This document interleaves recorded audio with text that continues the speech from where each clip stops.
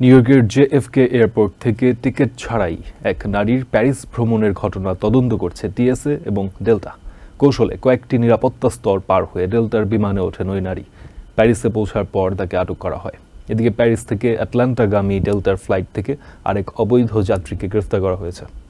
বিমানের ভেতর লুকিয়ে প্যারিস যাত্রা, চাঞ্চল্যকর এমন ঘটনার জন্ম দিয়েছেন নিউ ইয়র্কের এক নারী। থ্যাঙ্কসগিভিং এর ব্যস্ততম ছুটির মৌসুমে বিনা টিকেটে JFK ইন্টারন্যাশনাল এয়ারপোর্টের বোর্ডিং পাস এড়িয়ে ডেল্টার একটি ফ্রান্সগামী বিমানে ওঠেন ওই নারী। সিকিউরিটি ক্যামেরায় তাকে একবার দেখা গেলেও কৌশলে একে একে সব চেকপোস্ট পার হন তিনি।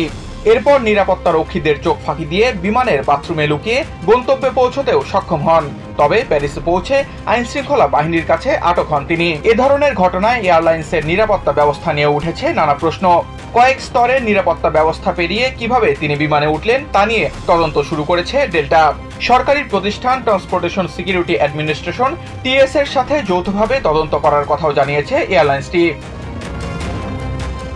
এর মাঝেই প্যারিস থেকে আটলান্টাগামী ডেল্টার আরেকটি ফ্লাইটেও ঘটেছে এমন ঘটনা। আয়ারল্যান্ডে বিমানের জরুরি অবতরণ করিয়ে গ্রেফতার করা হয় সন্দেহভাজনকে। FF এর সাম্প্রতিক এক পরিসংখ্যান বলছে এবছরে 1800-র বেশি এমন অবৈধ যাত্রার ঘটনা ঘটেছে। এসব নিয়ে যাত্রীদের মাঝে দেখা দিয়েছে নিরাপত্তা উদ্বেগ। ছুটির মৌসুমে অতিরিক্ত যাত্রীর চাপ সামাল দিতে হিমশিম খাচ্ছে এয়ারলাইনগুলো। এর মাঝে বৈরী আবহাওয়ায় যাত্রা বাতিল সহ কয়েকশো ফ্লাইট বিপর্যয়ের ঘটনাও ঘটেছে। Samiul Bari Shihab, TVN 24 news desk. New York থেকে সম্প্রচারিত TVN 24 টেলিভিশন বিশ্বজুড়ে বাঙালির কণ্ঠস্বর।